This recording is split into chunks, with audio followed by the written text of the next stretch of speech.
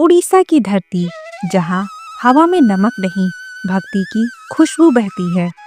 उसी धरती पर एक छोटा सा गांव में कच्चे घर, टूटे रास्ते और उन रास्तों पर चलने वाला एक छोटा सा किसान माधव दास। माधव दास के पास जमीन कम थी, फसलें कम थी, परंतु उसके हृदय में भगवान जगन्नाथ के प्रति असीम भक्ति थी।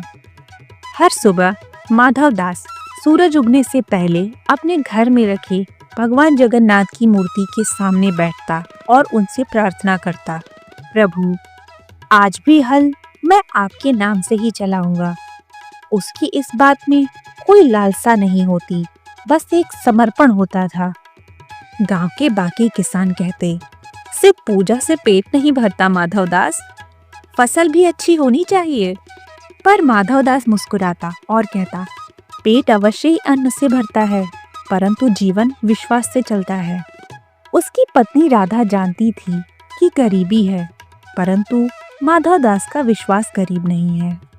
माधव दास का बेटा जब कभी भूख से रोता तो माधव दास उसे अपनी गोद में उठा लेता और प्यार से समझाता, बेटा मत रो, जगन्नाथ जी एक दिन हमारी सारी परेशानियां दूर कर देंगे।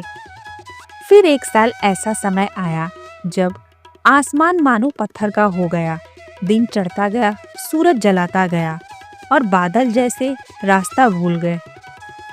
खेतों की मिट्टी फटने लगी, उसमें पड़े बीज जलने लगे। गांव में एक डर फैल गया, इस बार कुछ नहीं बचने वाला। बहुत सारे किसान तो गांव छोड़कर जाने लगे। कईयों ने तो मंदिर में जाना छोड़ दिया। बस एक माधव दास था जो हर रोज मंदिर में दिया जलाता।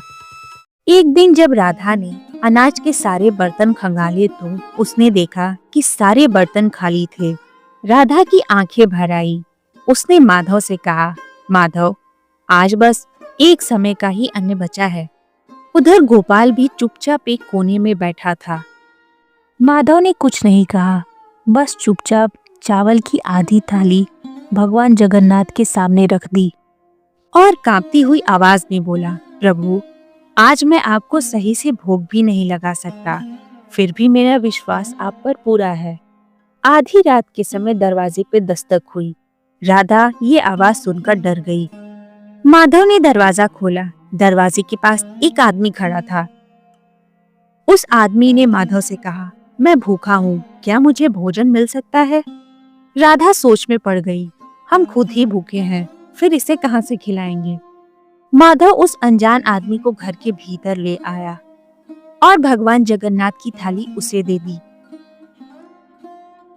भोजन का पहला निवाला मुंह में रखते ही उस आदमी की आंखें भर आईं। उसने माधव से पूछा, इतना विश्वास और ऐसी दरिद्रता दोनों एक साथ कैसे? तब माधव ने कहा, क्योंकि मेरी भूख से पहले मेरे जगन्नाथ आते हैं। तभी अचानक हवा चली, दीपक की लौ कांपने लगी और तेज गरज के साथ बारिश होने लगी। सूखी और बंजर हो चली जमीन अचानक से हरी भरी हो गई। खेत जैसे हंस पड़े।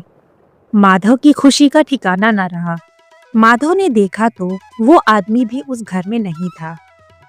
अगली सुबह माधव मंदिर गया।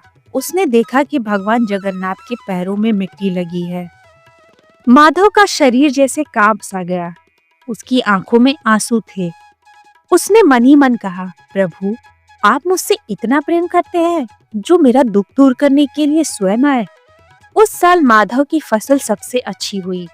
भगवान जगन्नाथ ने माधव के विश्वास का फल उसे दिया था। माधव और उसका परिवार और साथ में सारा गांव अब बहुत प्रसन्न था।